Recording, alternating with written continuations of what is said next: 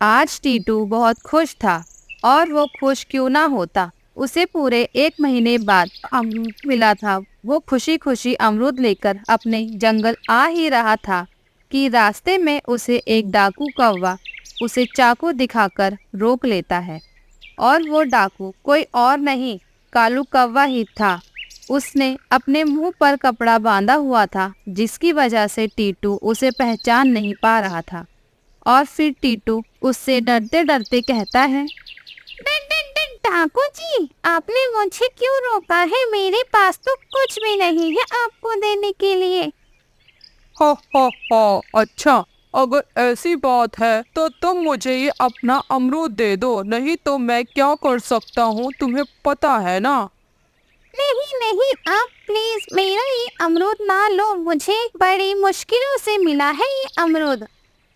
सीधे सीधे देता है या नहीं मुझे ये अमरूद, नहीं तो मुझे दूसरा तरीका भी आता है छीनने का। फिर टीटू रोता हुआ दुखी मन से कालू को वो अमरूद देकर अपनी जान बचाकर भाग जाता है। हो, ये कितना आसान तरीका है भोजन ढूंढने का। अब से मैं रोज इसी तरह पक्षियों का भोजन ले लिया करूँगा। इसी तरह कालू अपनी चालाकी पर खुश होता रहता और फिर उस अमरूद को खाने लगता। और उधर टीटू उड़ता उड़ता सीधा मीना के घर जाता है। गिल्लू भी वही था। टीटू मीना से रोता हुआ कहता है, मीना बहन, मैं तो लुट गया, मुझे आज डाकू ने लूट लिया। डाकू? अब ये डाकू कहाँ से आ गया हमारे जंगल में, और उसने तुमसे क्या चीज छीन ली? वो मुझे आज पूरे 1 महीने के बाद अमरूद मिला था और उस डाकू ने मेरा वो इकलौता अमरूद मुझसे छीन लिया। आपको वो डाकू कहाँ मिला था और वो दिखता कैसा था? मुझे वो डाकू जंगल के आने वाले रास्ते पर मिला था और वो शायद एक कौवा था। कहीं वो डाकू कालू तो नहीं था? नहीं, कालू को भोजन चाहिए होता तो वो चोरी कर लेता और मुझे वो कालू नहीं लगा।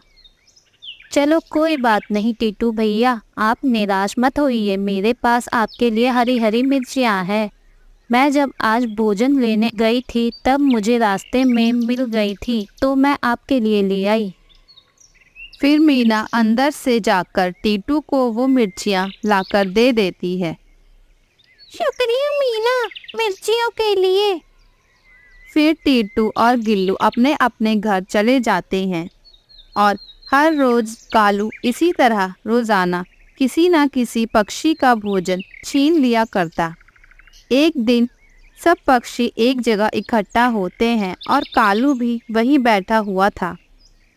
दोस्तों, ये डाकू ने तो जंगल के पक्षियों की नाक में दम कर रखा है। हाँ, वो डाकू रोज ही किसी न किसी पक्षी का भोजन लूट लेता है। हाँ मीना। कालू वहाँ बैठे बैठे सब पक्षियों की बातें सुन रहा होता है और मन ही मन बहुत हंस रहा होता है। और फिर वो मन में सोचता है, मैं इन्हें झूठ झूठ बोल देता हूँ कि उस डाकू ने मुझे भी लूटा है, ताकि ये सब मुझ पर शक ना करें। फिर कालू बोलता है, हाँ दोस्तों, वो डाकू सच में बहुत खूंखार है। वो डाकू ने मुझे भी कल लूटा था। कालू, वो डाकू भी तो एक कौवा ही था, तो तुम उसका मुकाबला कर सकते थे। ना भाई ना, पागल समझा है क्या मुझे? उसके पास इतनी बड़ी छुरी है, कहीं वो मुझे मार देता तो? हाँ कालू, अगर उसके पास वो छुरी ना होती तो मैं बताता उस डाकू के बच्चे को। दोस्तों, हम सब अगर दूसरे रास्ते से जंगल में आया करें तो वो डाकू से हम सब आराम से बच सकते हैं। मीना, तुम्हारा ये आइडिया तो बहुत अच्छा है। तो अब बताओ, हम कौन से रास्ते से जंगल में आया करें? अब से हम सब नदी के रास्ते से जंगल में आया करेंगे और डाकू वहीं पुराने रास्ते पर ही हमारा इंतजार करता रह जाएगा। हाँ मीना, तुम ठीक कह रही हो, अब हम ऐसा ही करेंगे। फिर सब पक्षी अपने अपने घर चले जाते हैं। आगे कहानी देखने के लिए चैनल को सब्सक्राइब करें और कालू एक पेड़ पर बैठ जाता है और हंसने लगता है। हो, ये सब कितने बेवकूफ हैं। डाकू को ही डाका मारने की जगह का पता बता दिया। फिर अगले दिन कालू जल्दी उठकर नदी के रास्ते में छिपकर बैठ जाता है और फिर थोड़ी ही देर बाद उसे सामने से बुलबुल आती हुई दिखती है और कालू उसे भी छुरी दिखाकर रोक लेता है। अरे ओ मोटी बुलबुल, कहाँ जा रही हो? तुम ये स्वादिष्ट आम लेकर ये आम मुझे दे दो, नहीं तो मैं तुम्हें जान से मार दूंगा। नहीं, मुझे जान से मत मारना डाकू जी। आप ये फल ले ले और मुझे जाने दे। हो, लाओ, दे दो मुझे ये मीठा आम। फिर बुलबुल कालू को आम दे देती है और वहाँ से भाग जाती है। फिर कालू कुछ दिन और इसी तरह पक्षियों को लूटता रहता। एक दिन मीना बहन, वो डाकू तो उस रास्ते पर भी हमें पकड़ ही लेता है। बुलबुल बहन, अब से हम जंगल में नदी के रास्ते से भी नहीं आया करेंगे। अगर हम नदी के रास्ते का इस्तेमाल नहीं करेंगे तो कौन से रास्ते से आएंगे जंगल में? बताओ बताओ। अब से हम पहाड़ी के रास्ते से आया करेंगे जंगल में।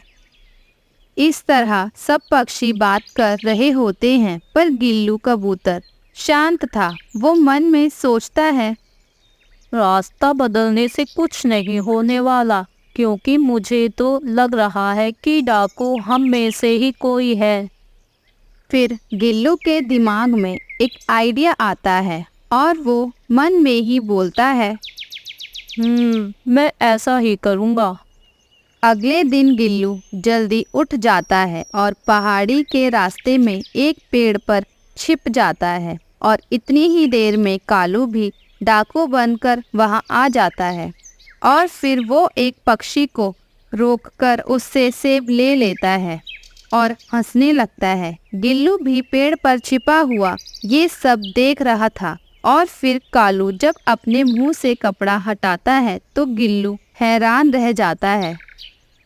अच्छा, तो ये सब ये कालू का बच्चा कर रहा है। मैं ये बात अभी जाकर सब पक्षियों को बताता हूँ।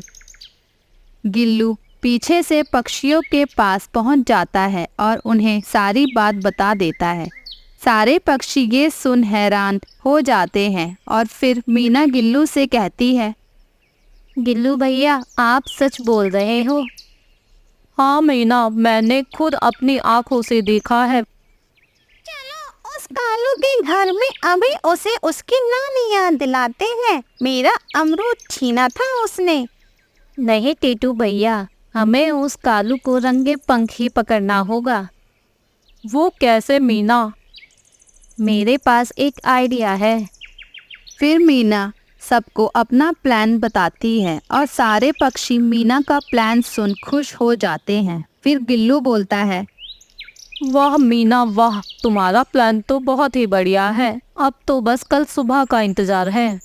अगले दिन सब पक्षी एक पेड़ पर जाकर छिप जाते हैं और मीना अमरूद लेकर आ ही रही होती है तो कालू उसे रोक लेता है और उससे बोलता है, छोटी चिड़िया, मुझे ये अपना अमरूद दे दो, वरना मैं तुम्हें नहीं छोड़ूंगा। नहीं नहीं डाकू जी, मुझे जाने दो। आप ही ये अमरूद ले लो। फिर कालू खुश हो जाता है और मीना बोलती है, चील चील, आपके पीछे चील। कालू चील का सुन डर जाता है और जल्दी से पीछे देखता है, पर उसे कहीं चील नहीं दिखाई देती। फिर वो गुस्से से मीना की तरफ देखता है। उसके आगे मुंह करते ही मीना कालू की आंखों में पिसी हुई लाल मिर्ची डाल देती है।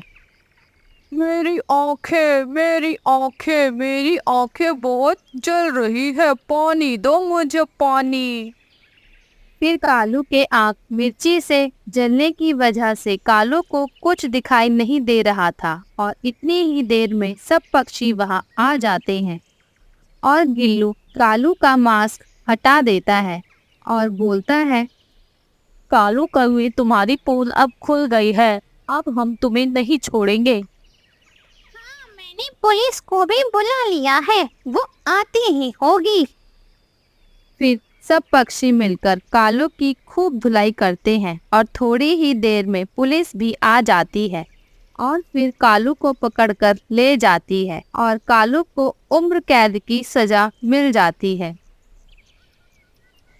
प्यारे दोस्तों, और कहानियाँ देखने के लिए चैनल को लाइक, शेयर एंड सब्सक्राइब करना ना भूलें।